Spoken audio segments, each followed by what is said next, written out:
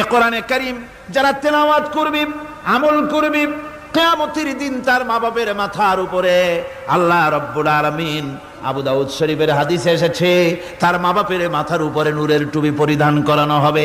এমন নূরের টুপি, এমন নূরের তাজ পরানো হবে, চন্দ্র সূর্যের আলোকে ম্লান করে দেবে। হাসরবাসীরা প্রশ্ন করবেন, এ লোকটি কে? কোনো ফেরেশতা নাকি? বলে না। কোনো নবী নাকি? বলে না। তবে কি ইনি কে? জবাব হবে, ইনি হচ্ছেন সেই ব্যক্তি যিনি তার সন্তানদেরকে কোরআন শিখিয়েছিলেন। কোরআন শিখানোর কারণে আল্লাহ রাব্বুল আলামিন আজ তার মা বাপের মাথার উপরে নূরের টুপি পরিধান করে হাসরের ভিতরে মর্যাদা দিলেন।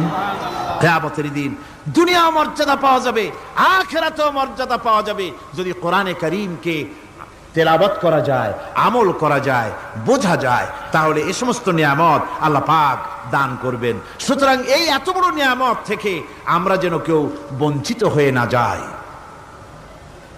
কোরআন হচ্ছে এমন এক কিতাব যার তাফসীর লেখা হয় নাই। পৃথিবীতে এমন কোনো ভাষা নাই, পৃথিবীর উল্লেখযোগ্য সবগুলি ভাষায় কোরআনে কারীমের তাফসীর লেখা হয়েছে, কিন্তু কোন মুফাসসির আজ পর্যন্ত একথা বলেন নাই